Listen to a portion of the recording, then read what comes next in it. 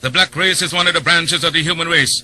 As a section of humanity, he occupies a position in the world at the present time most unfavorable and most uncomfortable. The black people are subjects of ostracism. It is sad that our humanity has shown us no more love, no greater sympathy than we are experiencing.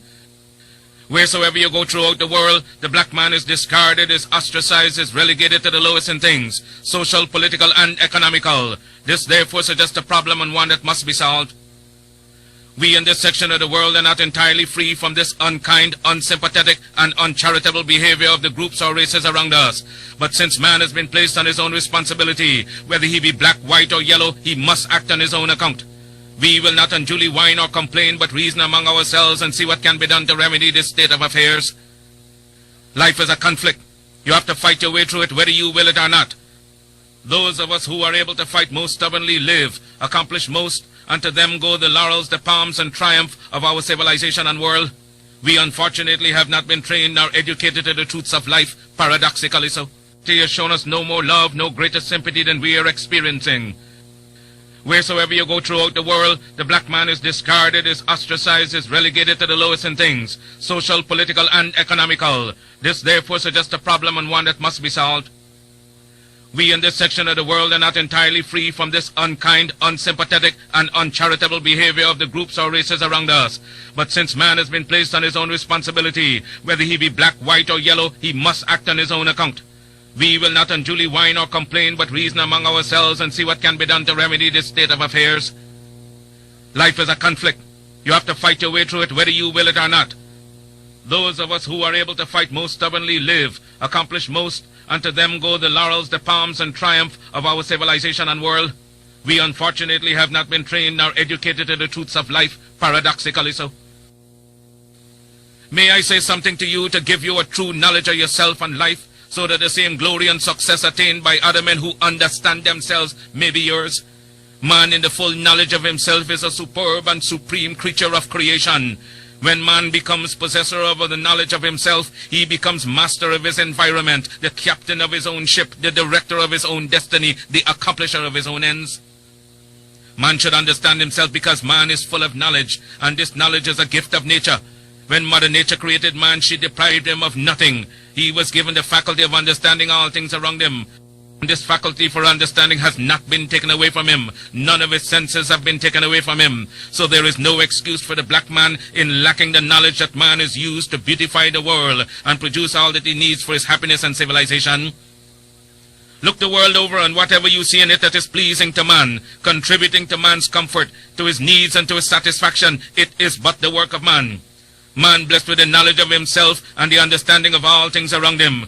If you are able to live with the knowledge of yourself and with the greater knowledge of nature, you must know what is good and what is not. You must know what is finite. You must know that which is material, physical, and otherwise is at your disposal to create or otherwise use. If we leave America and go over to the east to Japan, they will be telling their fellow citizens of Japan of the wonderful accomplishments of the Japanese people, proving that man is moving onward as time moves on. But you have hated yourselves as you have done in previous years. You have shown malice, prejudice, and hate to each other. And the result is that while other races have made progress, while India has made progress towards nationalism, while Ireland has made progress towards republicanism, while the whole world has made progress in man's accomplishments, you still stand fighting yourselves, dishonoring yourselves, showing no disposition toward that higher life so that you will be abundantly blessed.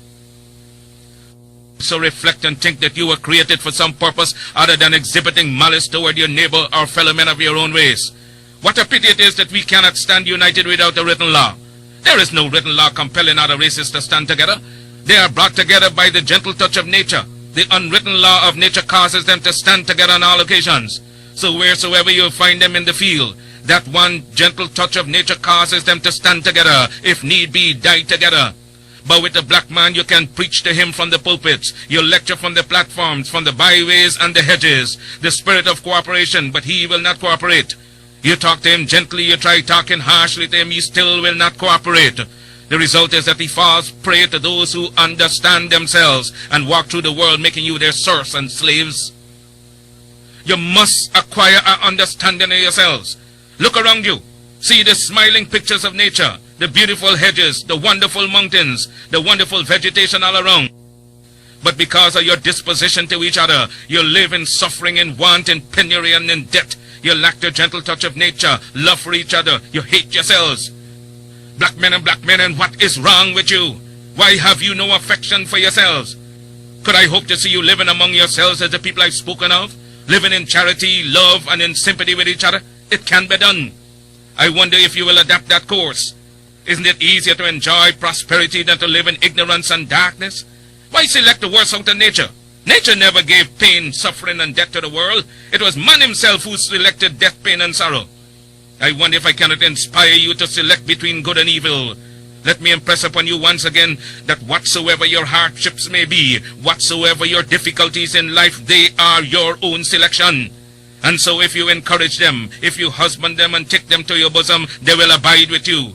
Nature will not take them away from you as Mother Nature did not give them to you. She is not responsible for your sorrows. Mother Nature represents all that is beautiful. She gave you the highest personality in the realm divine. Your sorrows are your own. If you want joy, if you want sunshine, it is before you abundantly in nature. I made a selection of sunshine, the beautiful sunshine. I made a selection to laugh with the moon, to laugh with the stars, and sing with the birds of the forest and of the wilderness, to join in the rhythmic music of the winds that sing from east to west and from north to south. Had I selected sorrow, I would have been dead a long time ago, and been without that which would send me into the presence of the divine, because I would have lived not with the knowledge that is divine. We must acquire the higher knowledge of life. Black men and black women, will you get the knowledge that the white man has that causes him to be leaders and masters in the world? They are not gods with a peculiar source for understanding the world around them. They have only given expression to the knowledge of their humanity and been able to use and conquer all to their satisfaction and glory. And that is why they are always greater than you in every community that you find them. Isn't it strange that wheresoever the white man is found, he takes precedence over you? Why is that so? Answer that for yourselves, black men and black women. Wheresoever you come in contact with the white man, you always have to go down in defeat before him. Whether it be in England, in France, or in America, you always have to go down to the white man, and yet he has 2 eyes, 2 feet, 2 hands, same passions, same senses and feelings as you have. Your feet are not put on opposite sides, now your hands turned around the other way. But it's because you fail to use your will, your knowledge, and your mental faculty to the point where you will enjoy life around you. I'm only here and not in the gutters and in the pond of despair because I use my intelligence. And I swear that no man alive shall ever use his intelligence in understanding the works of nature more than I. I shall rise as high as he ascends. I shall meet him on the same platform of mental equality and fight him till thy kingdom come, because nature created us equal. I want you to make up your minds as I've made up my mind years ago. Make up your mind that you will rise to the knowledge of your soul. Because of your ignorance, you cannot understand and decide between good and evil. You don't know whether you're doing right or wrong. With a greater knowledge of life, you're able to appreciate all things around you. I'm able to gather you here because I understand you. Understand your neighbor, your wife, your children, and you will be able to live in harmony with each other and get the best out of life. The early Africans were able to be the fathers of our civilization because they persevered in their object. When we hear the civilization of the Alexandrias, of the Timbuktus, the creation of the black man in the early ages, do we realize that the civilization we now enjoy was handed down to the present century? But the black man went back to sleep and is still sleeping. We are trying to awaken you to the true consciousness of yourselves. You young black men, you young black women, may we not appeal to you knowing you as we do to turn over a new leaf, rejecting the ignorance, the foolishness, the childishness that has been your part for these many years. We have looked into your faces, you growing manhood, the rising generation, and no serious thought can we see registered on your countenance but the thought of vulgarity. I've been in your presence and my heart bleeds for you, the conduct you reflect. I've listened to your dirty language used to express yourselves when you could have expressed yourselves in good form. Can I appeal to the black manhood to turn over a new leaf? I'm ashamed of my black manhood, and what I've said to the black man, I also said to the black women. Your conduct is disgraceful. Young women whose personality spells respectability, at the least provocation, the filthy words they utter would almost make you turn and run away from them. A race that cannot conduct itself any better than that is bound to go down in defeat, is bound to go down in death, in hell, and in degradation. Your conduct is going to destroy you. You're driving your best friends away from you. Men will not respect you because you do not respect yourself. As I come in contact with my race from both a financial and social point of view, I realize how weak we are in the essentials that make for success. You are your worst enemy. The black man goes into business and tries to do the right thing, but what do we find? He gets no support from his fellow man. They lie on him, they rob him, and the next thing you hear, he's out of business, pulled down by you, his brothers. Have no faith and are dishonest to each other. There is no love for the man in black. See how we are struggling as strangers in a foreign clime, struggling in America, in Europe, in Asia, and in Africa, where men look upon us, not with love. The government of the United States, along with the Federal Bureau of Investigation's Director J. Edgar Hoover, accused Marcus Garvey of using the U.S. mail put on trial. After 11 hours of deliberation, the jury was called in by the eminent Jewish jurist Judge Mack and given a second set of instructions without their request. The gist of it was that if they had come back with a not guilty or hung jury, to remember the expense in which the government would be put, the public would have lost time, the court, the jury, and the witnesses would have to go through the entire exercise again. They went back into the jury room and 30 minutes later came back with a verdict. Justice is greater than the law. If justice was not included in the law, then the law would be of no use to us as human beings. What I was concerned with was the truth. I asked no mercy. I asked no sympathy. I asked for justice based on the evidence given in the courtroom. I later found out that the judge wanted to speed things up because he had an appointment with the International Zionist Convention in Chicago. It was also due to the fact that I had acquired my first set of papers for naturalization. In my closing statement, I told those 12 men that they were to judge a man by the testimony, by what had been brought into the case, by their judgment of what is wrong and what is right. You may condemn the body, but not the soul. It was not in their power to condemn the body. God condemns the soul. Judge me, and God will judge you for judging Marcus Garvey. The trial took 5.5 weeks, and every day I had a fight with the district attorney.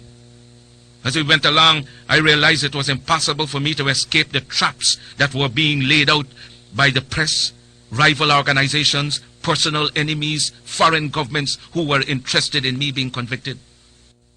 No one, not even the absent attorney, could have fought for me as I fought for myself, because he would have been risking the friendship and goodwill of the powerful influences that were aligned against me.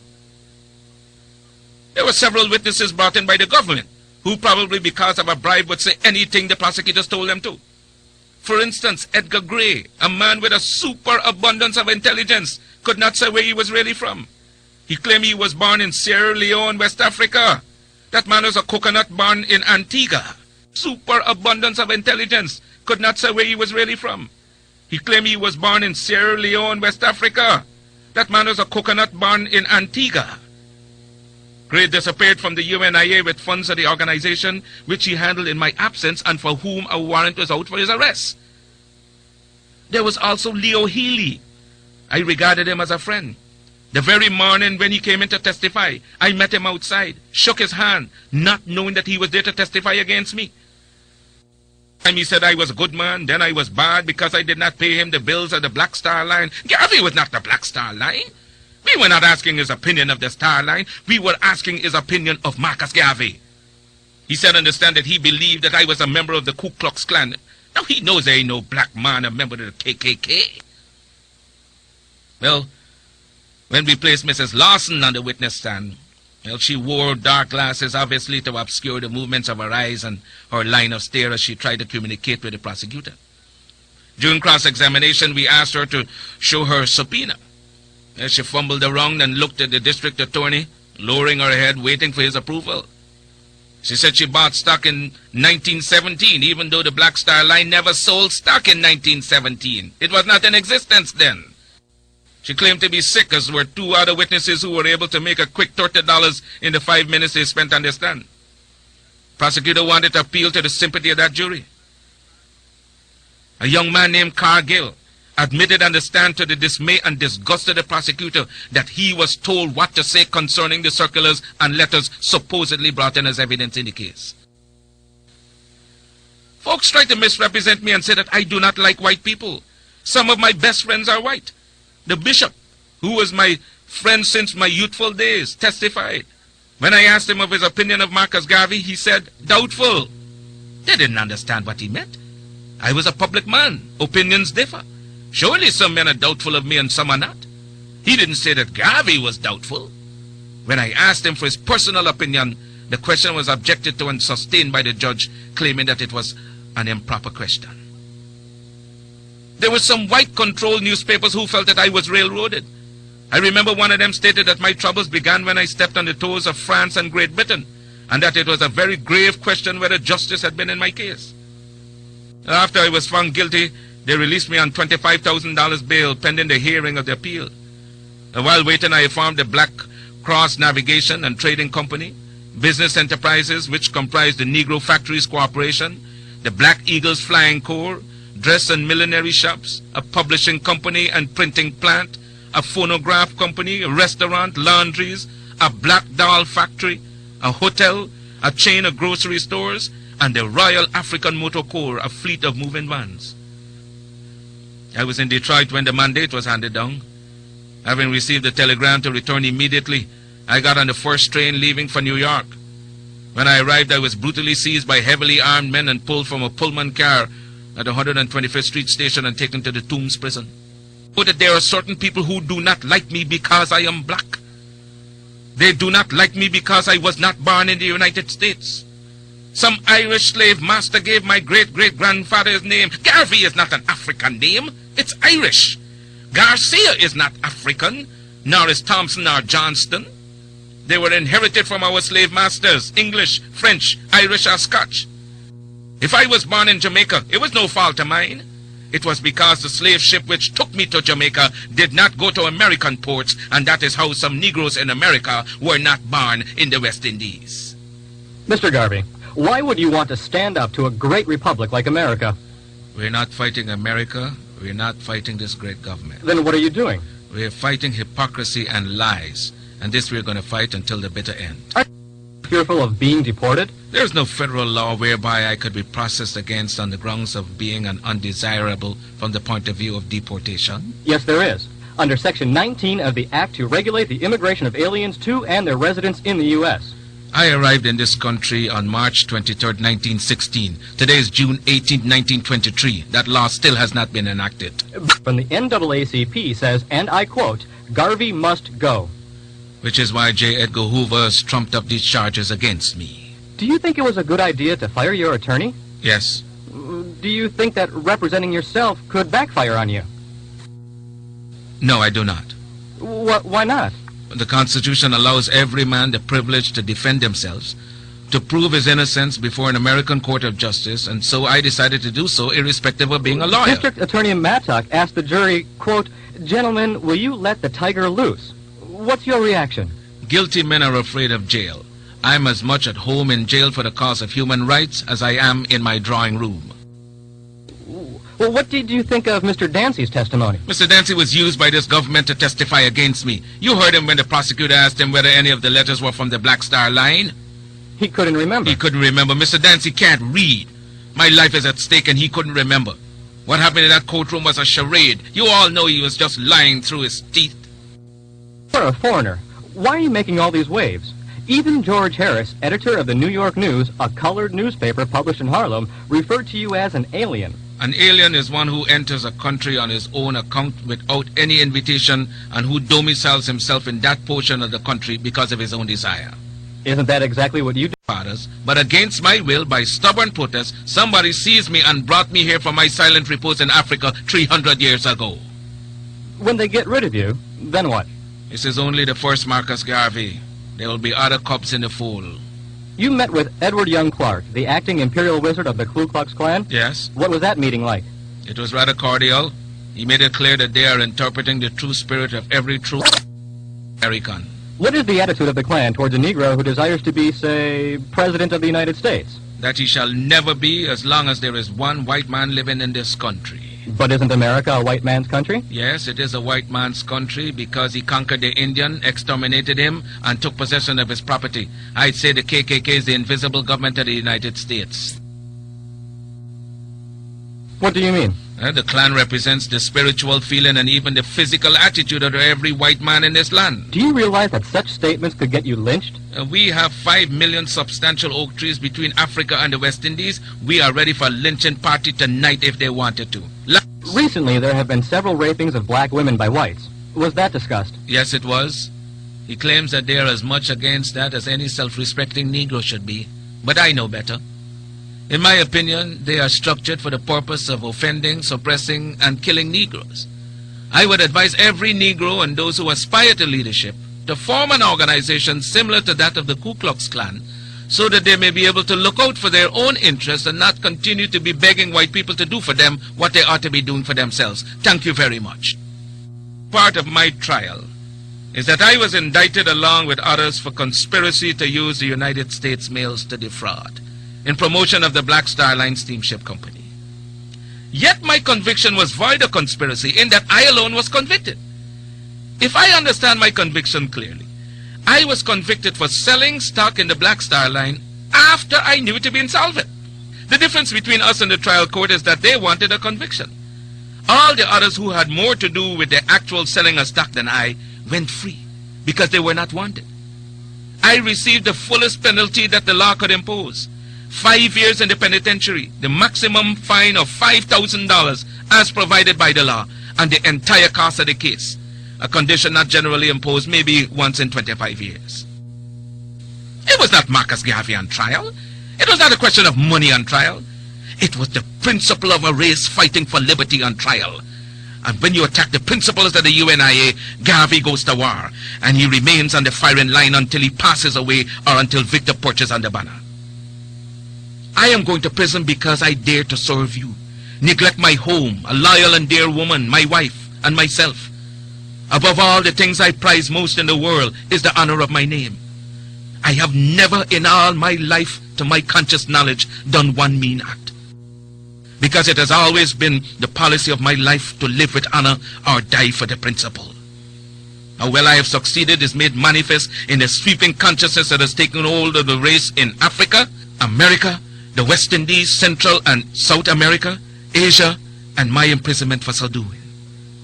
The National Association for the Advancement of of colored people, and others who have combined to fight the UNIA are going to be disappointed, as they cannot harm Marcus Garvey. Not Judge Mack, not J. Edgar Hoover, not W.E.B. Du Bois and his Blue Vein Society, nobody. The history of the movement is now being written. Do you know what history means? History is the guidepost of a race. It is the inspiration for succeeding generations either to go forward or stand still, either to revenge or be revenged. I had a motive and a purpose. It was a crying voice from the grave that said, Garvey, we have suffered for 250 years for your day and time. We expect something of you at this hour. The prejudice against us as an African people is not because of color, it's because of our condition. The prejudice against us as an African people is not because of color, it's because of our condition. If we must have justice, we must be strong. If we must be strong, we must come together. If we must come together, we can only do so through the system of organization. To fight for African redemption does not mean that you must be disloyal to any government or country wherein you were born. It is not our purpose or intention to send all black people back to Africa. No! Those of us who leave America to go settle permanently in Africa will become pioneers, pilgrim fathers of the new nation. The African race became strong in Africa, it could be strong everywhere. For 250 years, we have struggled under the burden and rigors of slavery. We were brutalized, we were maimed, we were killed, we were ravaged in every way. We are men. We have hopes, we have passions, we have feelings, we have desires just like any other race. The cry is raised all over the world of Canada for the Canadians, of America for the Americans, of England for the English, of France for the French, of Germany for the Germans. Do you think it unreasonable that we, the blacks of the world, should raise a cry of Africa for the Africans? The Negro is a man. We represent the new Negro. His back is not yet against the wall. We do not want his back against the wall because that would be a peculiar and desperate position. We do not want him there. It's because of this that we are asking for a fair compromise.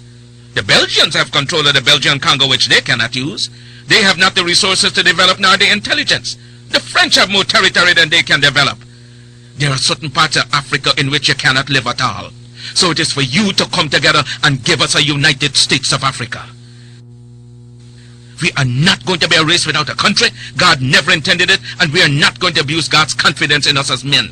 We are men, human beings, capable of the same acts as any other race, possessing under fair circumstances the same intelligence as any other race. Africa's been sleeping, not dead, only sleeping. Today Africa is walking around not only on her feet, but on her brains. You can enslave, as was done for 300 years, the bodies of men. You can shackle the hands of men. You can shackle the feet of men, bodies of men, but you cannot shackle or imprison the minds of men. Dive down, black men, and dig. Reach up, black men and women, and pull all nature's knowledge to you. Turn you around and make a conquest of everything, north and south, east and west. And then when you will have wrought will, you will have merited God's blessings. And as you bow down to the white man today, so will other races bow down to you and call you a race of masters because of the superiority of your minds and your achievements. We must canonize our own saints, create our own martyrs, and elevate the positions of fame and honor. Black men and black women who have made a distinct contribution to our racial history. Sojourner Truth is worthy of a place of sainthood alongside of Joan of Arc. Crispus Attucks and George William Gordon are entitled to the halo of martyrdom with no less glory than that of the martyrs of any other race. Africa's produced countless numbers of men and women in war and peace whose luster and bravery outshone that of any other people. Then why not see good and perfection in ourselves? God made man Lord of his creation, gave him possession and ownership of the world. And you have been so darned lazy that you have allowed the other fellow to run away with the whole world, and now he's bluffing you and telling you that the world belongs to him and that you have no part in it. I don't have to apologize to anybody for being black, because God Almighty knew exactly what he was doing when he made me black. You race of cowards, you race of imbeciles, you race of good-for-nothings.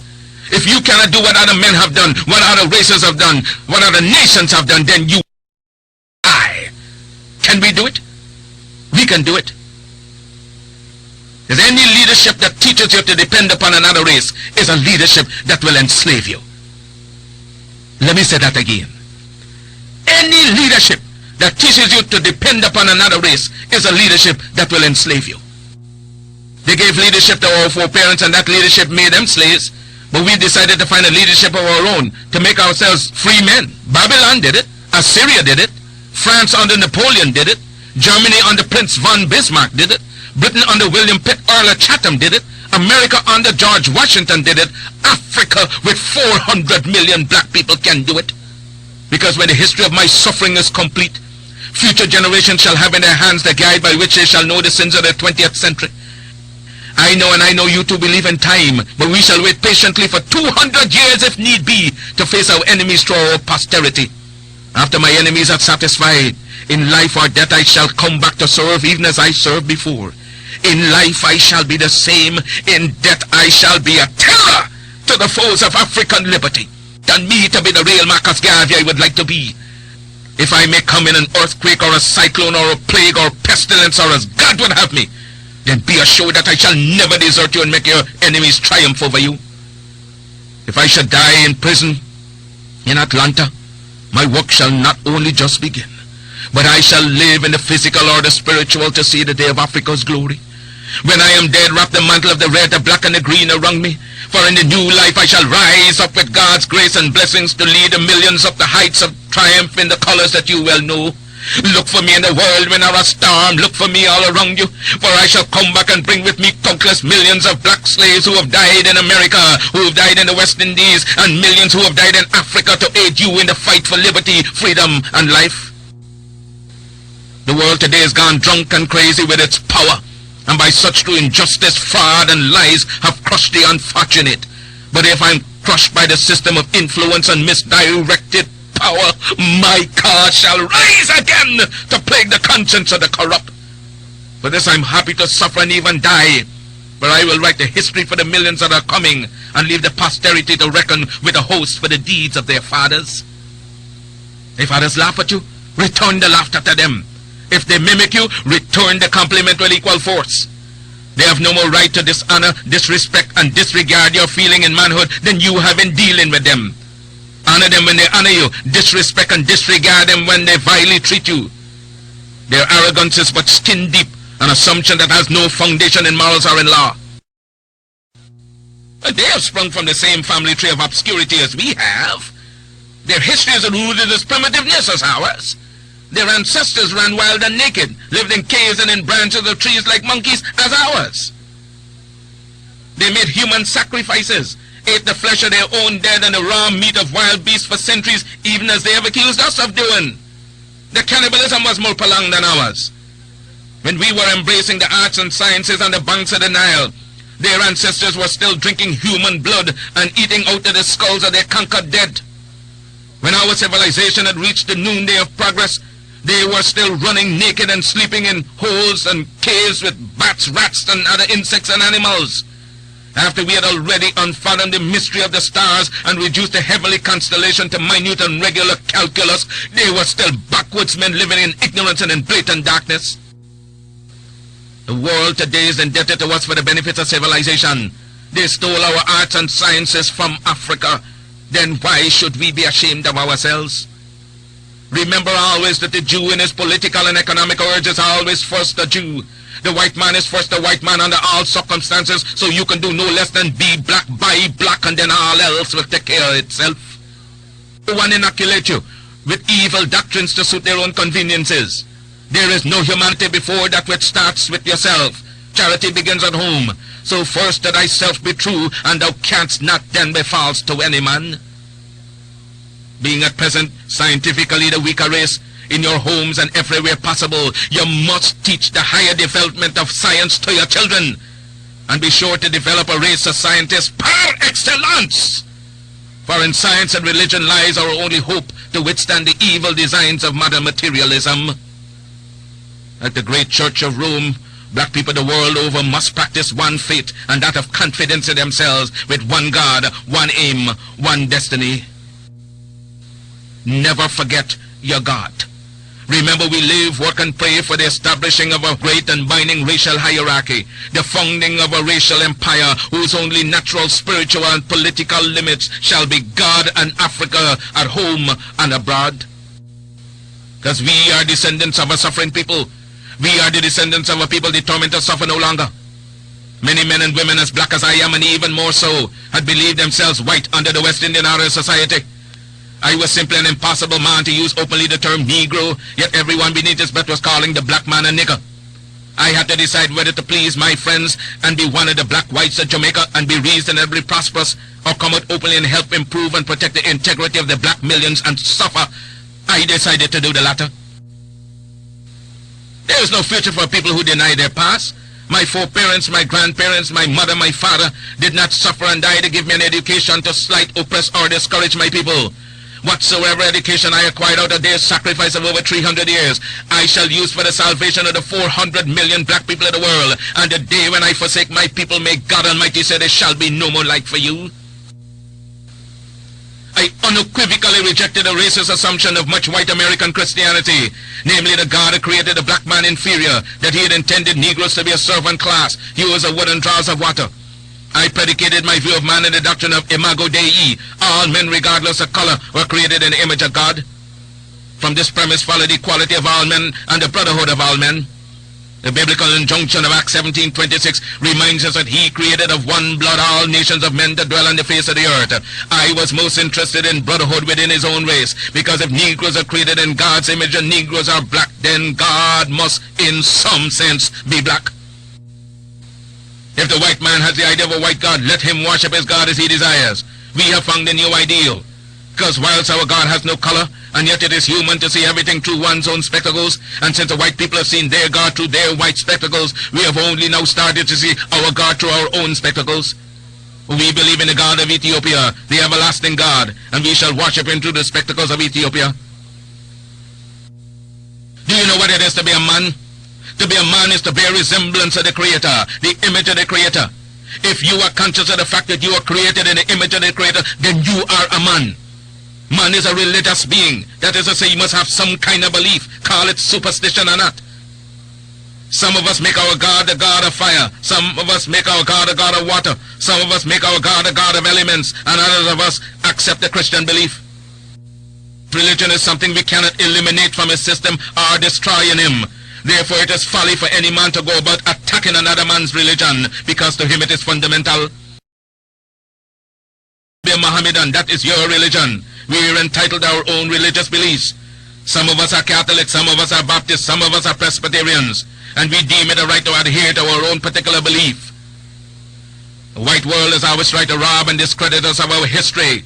They tell us that Tutankhamun, the king of Egypt who reigned about the year 1350 BC, was not a black man, that the ancient civilization of Egypt and the pharaohs was not of our race. But that does not make the truth unreal. History of impartial mind knows that we once ruled the world, when white men were savages and barbarians living in caves.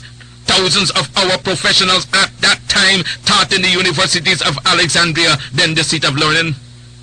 Ethiopia shall stretch forth our hands unto God, and princes shall come out of Egypt. No black man shall be truly respected until the race as a whole has emancipated itself through self-achievement and progress from universal prejudice.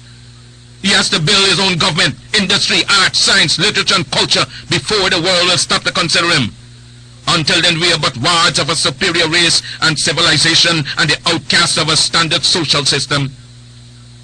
Back in the days of slavery, race mixture and miscegenation had occurred because the African woman had no protection from the slave master. So there is no need today for black people to themselves freely continue a practice that smacks so much of slavery. One of our problems historically is that we have always been reacting to initiatives taken by other people. You cannot depend upon another race to free you. That is a basic law of human existence.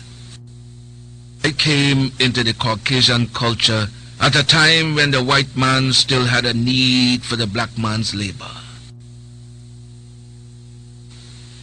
I preached and penetrated the mass black man's consciousness to such a degree that the white man felt threatened by me being capable of commanding so much black time and attention. Whites find it hard to sit idly by and let this black man take their slave labor away, especially back to Africa. Who then would bear the white man's burden? I feel that my blood shall pay that remission for which future generations of our race shall be declared free. Freedom of action, freedom of opportunity are things we need, which I believe can only be gained after we shall have established an imperial power to command the respect of other races and nations. Thoughts bring vile actions to vile people living in vile times. Upliftment, self-esteem, self-respect, and self-reliance in a world gone crazy with individualism. I never taught racism, but rather dignity and pride in one's race. With God's dearest blessings, I leave you for a while. One love.